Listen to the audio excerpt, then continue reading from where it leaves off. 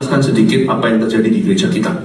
2003 saya mendapatkan suatu pengalaman, dan itu telah menjadi visi kita hari ini. Jadi kalau Anda baru, mungkin Anda tidak pernah dengar ini. 2003 ketika saya sedang berdoa, singkat cerita, saya mengalami perjumpaan dengan Tuhan. Di dunia ini orang yang punya visi banyak, tapi setiap visi harus dikapel dengan kuasa yang menyertai. Anda tidak bisa buka PT sembarangan kan, tetap harus ada dana awal kan. Apapun yang Anda cetuskan, itu harus ada bukti kenyataan yang menyertainya.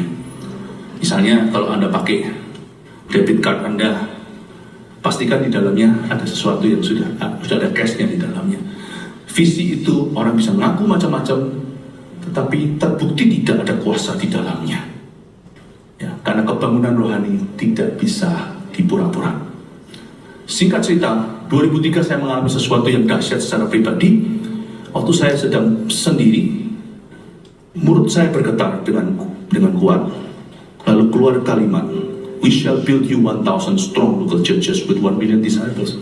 Kami akan membangun mendirikan 1.000 gereja lokal yang kuat dengan 1 juta murid Kristus. Saya mengalami perjumpaan lah, singkatnya lah, dengan Tuhan. Setelah pengalaman tersebut diangkat, saya shaken to the core. Saya bergetar sampai ke akar hati saya. Saya berkata, Tuhan, visi ini besar. Dari mana aku memulainya? Padahal sebenarnya sudah mulai ada cikal bakal. Sebelum 2003, lalu tsunami Aceh 2004. Di tahun yang sama tersebut, setelah saya mengalami ini, pengalaman ini, tak lama kemudian saya sedang berdoa malam-malam hari. Waktu saya berdoa malam hari, saya mengalami satu pengalaman lagi. Saya melihat seperti ada satu ombak besar ketika saya berdoa untuk kebangunan rohani bagi Indonesia, khususnya bagi kaula muda.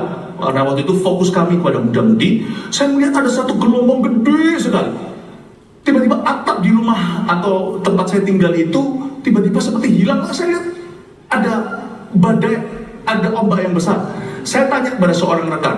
Waktu itu saya belum familiar dengan kata tsunami. Saya tanya, apa itu ombak yang segede pencakar langit tiba-tiba naik ke atas? Terus rekan saya berkata, itu namanya tsunami. Saya nanya, oh tsunami, kok kayak bahasa Jepang ya?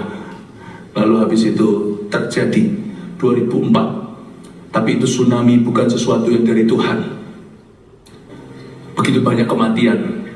Apapun yang dari Tuhan, selalu setan juga mau bekerja menabur lalang. Tapi saya tahu dalam spirit saya akan terjadi tsunami kebangunan rohani. Entah bagaimana caranya, 2003 itu saya dapat janji. Waktu itu saya sedang berkhotbah di gereja Mawar Sharon lama. Saya bilang saya melihat ini, dan saya cetuskan visi 1.000 gereja dan 1 juta murid. Mungkin sebagian Anda tidak ada di sana, karena banyak yang bergabung juga setelah pandemi. Dan tahun 2003 saya terima visi itu, saya luncurkan.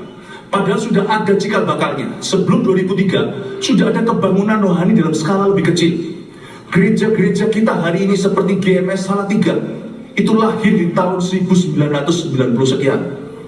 Semarang, 98. Semarang, Magelang, Bandung, lahir sebelum 2003. Pun ada GMS, waktu itu masih belum GMS, saya masih melayani bersama dengan Pak Sam, bersama dengan Pastor Yo, Pastor Moro. Waktu itu saya belum di dalam organisasi GMS. Kita masih freelance dan terjadi gereja-gereja berdiri, tapi tiada tudungan. Lalu kemudian setelah masuk di dalam GMS, sebelum 2003 sudah muncul yang namanya, sudah kami rintis GMS Malang 2001. Jogja, Jember, sudah di tahun-tahun itu. Jadi sudah ada gereja-gereja, tapi saya belum punya patron. Cuma ada kerinduan. Tapi setelah 2003 saya mengalami pertemuan, terjadi akselerasi, eskalasi yang luar biasa yang tidak pernah saya bayangkan. Lalu kemudian terjadilah kebangunan rohani setelah 2003 itu. Saya memahami bahwa the best strategi terbaik untuk kita membangun suatu rumah rohani. Bagaimana caranya ya kerajaan Allah itu ditegakkan di atas muka bumi? Salah satu cara adalah lewat KKR. Tapi puji Tuhan, waktu saya sekolah Alkitab, kami membuat satu riset waktu saya tahun keempat. bersama dengan profesor dan juga dengan beberapa rekan-rekan siswa Alkitab, siswa teologi, kami membuat suatu penyelidikan. Dan kami temukan waktu itu dengan ahli-ahli riset yang ada di dunia gereja bahwa church planting is the best strategy. Merintis gereja, menanam gereja-gereja yang benar, bukan asal, itu adalah strategi yang terbaik untuk menginjili bumi.